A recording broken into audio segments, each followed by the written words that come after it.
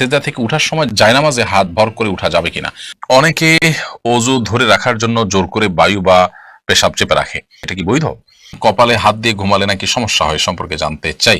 হাতে নখ কাটা যাবে কিনা। নামাজ পড়ার সময় প্রায় দেখা যায় কত রাকাত পড়ছি ভুলে যাই, অনেক চেষ্টা করেও মনে করতে পারি না। এক্ষেত্রে আসলে আমার করণীয় কি? হাত কেটে গেলে হাতের কাটা অংশ না ভিজিয়ে ওযু করা যাবে কিনা। হাসান রেজা লিখেছেন রাতে নখ কাটা যাবে কিনা। রাতে নখ কাটাতে কোনো অসুবিধা নেই। একসময় মুরব্বীরা বলতেন যে রাতে নখ কাটলে হবে সে হবে, এগুলো আসলে হয়তো বাচ্চারা রাতে নখ কাটতে গেলে তাদের হাত কাটা যেতে পারে, তাদের অসুবিধা হতে পারে, সেই কারণে হয়তো তারা সাবধান করেছেন, সতর্ক করেছেন। এর বাইরে আসলে কিছু না। রাতে নখ কাটলে কোনো অসুবিধা হবে এরকম না, কোনো ক্ষতি হবে সেরকম না, কোনো গুনাহ হবে সেরকমও কোনো কিছু না। এমনি আব্দুল হাকিম আপনি লিখেছেন কপালে হাত দিয়ে ঘুমালে নাকি সমস্যা হয়, সম্পর্কে জানতে চাই। দেখুন, কপালে হাত দিলে আমরা অনেকে মনে করি যে তার কোনো বিপদ হবে, তার কোনো ক্ষতি হবে। তো আসলে কপালে হাত দিলে কোনো ক্ষতি হয়, অনেকে বলে যে কপালে হাত দিলে স্ত্রী মারা যায়। তো এগুলো আসলে কোনো সঠিক কথা না, ভিত্তিহীন কথা। তবে জাহান্নামীদের শাস্তি দেওয়ার যে ধরন আছে সেই ধরনের সাথে সাদৃশ্য হয় এরকম কোনো অবস্থায় মানুষ যেন না থাকে, সে ব্যাপারে কোরআন হাদিসে আমাদেরকে, নবী সাল্লাল্লাহু আলাইহি ওয়াসাল্লাম হাদিসে আমাদেরকে নির্দেশ করা হয়েছে। তবে কপালে হাত দিয়ে ঘুমালে যে মানুষের যে ক্ষতি হয় সেই ক্ষতি হয়, ব্যাপারটা এরকম নয়, কোরআন হাদিসে এরকম কোনো কিছু প্রমাণিত নয়। আব্বাসুদ্দিন লিখেছেন অনেকে ওযু ধরে রাখার জন্য জোর করে বায়ু বা পেশাব চেপে রাখে, শীতকালে এটা বেশি করা হয়, এটা কি বৈধ? এটা গর্হিত কাজ, এটা করা উচিত না। আমরা অনেকেই শীতের সময় ঠান্ডা পানি দিয়ে ওযু করতে হবে সেই ভয় থেকে আমরা ওযু ধরে রাখার চেষ্টা করি, চাপাচাপি করি, ওযু ধরে রাখার চেষ্টা করি, বায়ু আসছে সেটাকে আমরা আটকে রাখি, পেশাব আসছে না সেটাকে না করে আটকে রাখার চেষ্টা করি। এটা অবশ্যই ভুল কাজ এবং ইবাদতের যে আপনার কোয়ালিটি সেটাকে নষ্ট করে দেয় এভাবে যদি আমরা ইবাদত করি। কারণ আপনি পেশাবের বেগ, বায়ুর বেগ নিয়ে, টয়লেটের বেগ নিয়ে যদি আপনি নামাজ পড়েন, তাহলে সেক্ষেত্রে সন্দেহাতীতভাবে সেই নামাজের ভিতরে পরিপূর্ণ মনোযোগ, পরিতৃপ্তি থাকবে না, খুশুখুদু থাকবে না। খুশুখুদু না থাকলে সেই নামাজটা অনেকটা প্রাণহীন নামাজের মতো হয়ে যায়। এজন্য এটা করা উচিত নয়।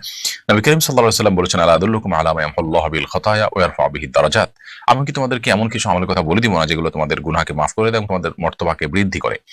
তখন নবী সাল্লাল্লাহু আলাইহি ওয়াসাল্লাম বলেছেন, সাহাবায়ে কেরাম বলেছেন যে হ্যাঁ অবশ্যই বলে দিন। নবী সাল্লাল্লাহু আলাইহি ওয়াসাল্লাম তখন বলেছেন কয়েকটা আমলের কথার ভিতরে একটা হলো ইসবাহুল উযুই আলাল মাকারি, অর্থাৎ কষ্ট এবং আপনার নানান রকমের বাধা বিপত্তি এগুলো উপেক্ষা করেও যারা ওযু করে উত্তম রূপে, তাদেরকে আল্লাহ তাআলা এই মর্যাদা বৃদ্ধি করেন। অতএব শীতের সময় এই কষ্ট উপেক্ষা করে উযু করার চেষ্টা আমাদেরকে চালাতে হবে ইনশাআল্লাহ তাআলা। অনেকে আসর উযু দিয়ে এশা পর্যন্ত ধরে রাখার জন্য কসরত করেন, চাপাচাপি করেন, এটা করা উচিত না। হ্যাঁ, সামান্য বেগ আছে, এটার কারণে আপনার কোনো মনোযোগ নষ্ট হবে না বা এটার জন্য কোনো কষ্ট হবে না, সেটা ভিন্ন বিষয়। কিন্তু একটুও যদি বেগ থাকে সেটাতেও উযু করে ফেলতে পারলে উত্তম হয়, কারণ আপনি ফ্রেশ মুডে নামাজটা পড়তে পারবেন। এমনি রুবেল আপনি আমাদের ইউটিউব চ্যানেলে প্রশ্ন করেছেন, নামাজ পড়ার সময় প্রায় দেখা যায় কত রাকাত পড়ছি ভুলে যাই, অনেক চেষ্টা করেও মনে করতে পারি না, তখন নিজের প্রতি খুব রাগ হয় এবং নিয়ত ছেড়ে দিয়ে আবার পুনরায় নামাজ শুরু করি। এক্ষেত্রে আসলে আমার করণীয় কি? নামাজ পড়ার সময় কত রাকাত পড়েছি এটা নিয়ে ভুলে যাওয়া, এটা আমাদের সমাজে এখন একটা ব্যাপক আপনার মানুষের মধ্যে এই সমস্যা দেখা যায় এবং এই সমস্যার মূল কারণ হলো যে আমাদের মনোসংযোগ এখন আর আমরা কোথাও খুব বেশি সময় ধরে রাখতে পারি না। এটা বড় ধরনের একটা অবনতি আমাদের বলতে পারি। তো এর কারণে কোনো কাজে সফলতা পাওয়া অনেক কঠিন হয়, কারণ মনোসংযোগ ছাড়া কোনো কিছুতেই মানুষ অগ্রসর হতে পারে না। তো এই পর্যায়ে আপনি যদি নামাজের মধ্যে মনোযোগ ধরে রাখতে চান, তাহলে সেক্ষেত্রে নামাজের মনোযোগ ধরে রাখার উপায়গুলো আপনাকে অবলম্বন করতে হবে। মোবাইল ইত্যাদির ব্যস্ততা নামাজের অনেক আগে থেকে বন্ধ করে ফেলতে হবে, নামাজে পূর্ণ মনোযোগী হওয়ার চেষ্টা করতে হবে। প্রতিটা রুকুন খুব দীর্ঘ সময় নিয়ে করার চেষ্টা করতে হবে, কি পড়ছি কি বলছি নামাজে সেগুলো বুঝে বুঝে পড়ার চেষ্টা করতে হবে, এগুলো লক্ষ্য রাখতে হবে ইনশাআল্লাহ। এখন কত রাকাত পড়েছেন এটা যদি আপনি দ্বিধায় পড়ে যান, তাহলে সেক্ষেত্রে আপনি দেখবেন আপনার মনের প্রাবল্য কোন দিকে হয়। যদি আপনার মন কোনো একটাকে সায় দেয় যে আমার মনে হচ্ছে এইটা হওয়ার সম্ভাবনা অনেক বেশি, অর্থাৎ ধরা যাক ৩ এবং ৪ নিয়ে সন্দেহ হচ্ছে, তো ৪ হওয়ার সম্ভাবনা বেশি, তাহলে আপনি ৪কেই ধরে নেবেন এবং শেষে সিজদা সাহু দিয়ে নেবেন। আর যদি আপনার মনে হয় ৩ হওয়ার সম্ভাবনা বেশি, তাহলে ৩কে আপনি ধরে নেবেন, ধীরে ধরে সিজদা সাহু দিয়ে নেবেন। আর যদি ৩ এবং ৪ নিয়ে সন্দেহ হয় এবং আপনি ঠিক মাঝামাঝি পর্যায়ে দাঁড়িয়ে থাকেন, ৩ বা ৪ কোনো দিকে আপনার মনের ঝোঁক বেশি না হয়, আপনি একেবারে ঠিক মাঝখানে দাঁড়িয়ে থাকেন, কোনো দিকেই মন ঝুঁকছে না, তাহলে সেক্ষেত্রে আপনি কমটা ধরে নেবেন, ধরে ৩ ধরে নিয়ে আপনি নামাজ শেষ করে শেষে সিজদা সাহু দিয়ে নেবেন। মুসলিমা বেগম আপনি আমাদের ইউটিউব চ্যানেলে প্রশ্ন করেছেন, স্বামীর ইন্তেকাল হওয়ার পর কোনো কারণে ইদ্যত পালন করা হয়নি, এখন কি এর কাজা বা কাফারা আদায় করতে হবে? করণীয় কি? স্বামী মৃত্যুর পর যদি ইদ্যত পালন না করা হয়ে থাকে তাহলে এটা গুনাহের কাজ হয়েছে। স্বামীর মৃত্যুর পর একজন স্ত্রী 4 মাস 10 দিন পর্যন্ত ইদ্যত পালন করবেন। এটা শোক পালনও বলতে পারি আমরা। এই 4 মাস 10 দিন তিনি তার যে ঠিকানা, তার যে বাসা বাড়ি সেখানে তিনি থাকবেন। নির্দিষ্ট কোনো কক্ষে নয়, থাকা জরুরি নয়, বরং তিনি তার বাসা বাড়িতে থাকবেন। বাহিরে কোনো কাজে অন্য জায়গায় যদি যেতে হয় নিরুপায় হয়ে, বাধ্য হয়ে, অসুস্থ, ডাক্তার দেখাতে হচ্ছে এরকম কিছু, তাহলে সেক্ষেত্রে সেটা জায়েজ আছে। আদারওয়াইজ সেখানে অবস্থান করবেন এবং সাজগোজ আ করবেন না, নরমাল পোশাক আশাকে থাকবেন। তো এবং এর মধ্যে অন্য কারো সাথে বিবাহ বন্ধনে আবদ্ধ হওয়া জায়েজ নয়। তো এই ইদ্যত পালন করাটা আবশ্যক ছিল, কিন্তু এটি না করার কারণে অবশ্যই গুনাহ হয়েছে, এজন্য আল্লাহর কাছে মাফ চাওয়া উচিত।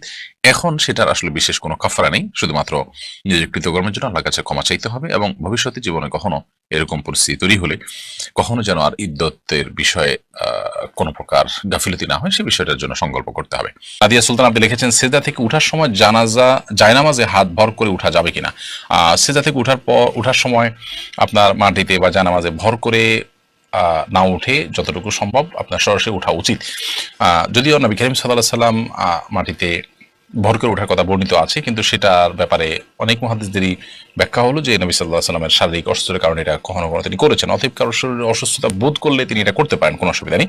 বাট সুস্থ স্বাভাবিক অবস্থাতে তার এরকম না করে বরং হাঁটুতে ভর করে তারপর দাঁড়ানো উচিত। মোহাম্মদ নাজিমুদ্দিন লিখেছেন, হাত কেটে গেলে হাতের কাটা অংশ না ভিজিয়ে উজু করা যাবে কিনা? হাতের কোথাও কেটে গেছে, পায়ের কোথাও কেটে গেছে, তাহলে যে জায়গা কেটে গেছে ওই জায়গাটা আপনি ব্যান্ডেজ দিয়ে রেখেছেন, তাহলে অন্য অন্য জায়গা ধোবেন, জাস্ট ব্যান্ডেজের উপর দিয়ে ভেজে হাত মুছে নেবেন, তাতে হয়ে যাবে। আর যদি ব্যান্ডেজ দেওয়া না থাকে, খোলা থাকে, তাহলে সেক্ষেত্রে ওখানে পানি লাগলে যেতে অসুবিধা হবে। অতএব তার বাইরের অন্য অন্য সব জায়গাগুলো ধোবেন, জাস্ট ওই জায়গাটায় আলতাভাবে আপনি রাখবেন এবং সম্ভব হলে তার উপর দিয়ে ভিজে হাত বুলিয়ে নেবেন। জাস্ট এতটুকু ভিজে হাতকে ঝেড়ে তারপর একটু বুলিয়ে নেবেন, ইনশাল্লাহ একটু যথেষ্ট হবে। আবার আপনার জন্য কষ্ট হয় এইভাবে একদম লাগায় লাগায় আপনাকে ডলতে হবে, এমনটা জরুরি না। আবুল ফয়সাল আপনি লিখেছেন, কাউকে জান্নাতি বলা যাবে কিনা? নির্দিষ্ট করে কাউকে যদি বলা যায় আপনি জান্নাতি, তো এভাবে বলার সুযোগ আসলে নেই। নবী করিম সাল্লাল্লাহু আলাইহি সাল্লামের সহধর্মিণী আয়েশা রাদিয়াল্লাহু আনহা একটা ছোট বাচ্চাকে কথা বলার পর নবী সাল্লাল্লাহু আলাইহি সাল্লাম আপত্তি তুলেছেন, সেখানে আমরা অন্য একটা মানুষকে কিভাবে বলতে পারি? কারণ যদি কাজ জান্নাতি মানুষের কাজ তার মধ্যে থাকে, তাহলে বলা যেতে পারে যে জান্নাতি মানুষদের যে কাজের কথা কোরআনে বলা হয়েছে সেগুলো আপনার মধ্যে পাওয়া যায়, এভাবে বলা যেতে পারে। কিন্তু কাউকে যদি বলেন যে আপনি জান্নাতি, তাহলে সেক্ষেত্রে তো একরকম সার্টিফিকেট দেওয়ার মতো হয়ে যায়। তো এক্ষেত্রে যদি উদ্দেশ্য ভালো হয়, কিন্তু শোনার পর এক একজন তো এক একভাবে বুঝবে, বিধায় এভাবে বলা অবশ্যই উচিত না। নবী করিম সাল্লাল্লাহু আলাইহি ওয়াসাল্লাম সাহাবীকে বলেছেন অমুক জান্নাতি, অমুক জান্নাতি, অমুক জান্নাতি, ওহির মাধ্যমে প্রাপ্ত হয়ে বলেছেন 10 জন জান্নাতীকে সুসংবাদ দিয়েছেন জান্নাতের। অতএব আলহামদুলিল্লাহ তারা জান্নাতের সুসংবাদ প্রাপ্ত সাহাবী। এর বাইরে আপনি কাউকে জান্নাতের সার্টিফিকেট দেওয়া কিংবা জান্নাতি তিনি একথা বলার আসলে কোনো সুযোগ আপনার আমার নেই। অতএব এসব বিষয়ে আমাদের দায়িত্বশীল মন্তব্য করা উচিত। এমডি জুবায়েদ আইডি থেকে আপনি লিখেছেন, আব্বুর পকেট থেকে না জানিয়ে টাকা নিলে গুনাহ হবে কিনা? বাবার পকেট থেকে সন্তান যদি না জানিয়ে টাকা নেন, তাহলে সেক্ষেত্রে যদি বাবা এবং সন্তানের মধ্যে একরকমের বোঝাপড়া থাকে যে বাবা সন্তানকে পকেট থেকে এই সময় টাকা নিতে অনুমতি দেন বা এই ইস্যুতে টাকা নিতে চাইলে বাবা নিতে বলেন, এবং বাবা যদি এখন জানেন তাহলে তিনি অসন্তুষ্ট হবেন না, এই পর্যায়ে বোঝাপড়া থাকলে ঠিক আছে, এটা নেওয়া যাবে। কিন্তু সেরকম যদি না হয়, বরং আপনি এটা লুকোচুরি করে নিচ্ছেন, লুকিয়ে নিচ্ছেন, বাবা টের পেলে সেটা অসন্তুষ্ট হবেন, তিনি রাগ করবেন, নিষেধ করবেন, তিনি অনুমতি দিবেন না, তাহলে সেক্ষেত্রে সেটা অবশ্যই নাজায়েজ হবে, গুনাহ হবে। আর যদি ব্যাপারটা এরকম হয় যে আপনার ভরণ পোষণ বাবা দিচ্ছেন না, জুলুম করছেন, আপনার মৌলিক প্রয়োজন যেটা অন্য বস্ত্র, বাসস্থান, সেটুকু বাবা অ্যারেঞ্জ করছেন না, সেটুকু বাধ্য হয়ে আপনি নাবালেগ মানুষ তাহলে নিতে হচ্ছে, এরকম হলে সেটা নিতে পারেন। কিন্তু প্রাপ্তবয়স্ক হলে সেক্ষেত্রে সেই সুবাদেও আপনি বা সেই অজুহাতেও আপনি বাবার পকেট থেকে টাকা নিতে পারবেন না।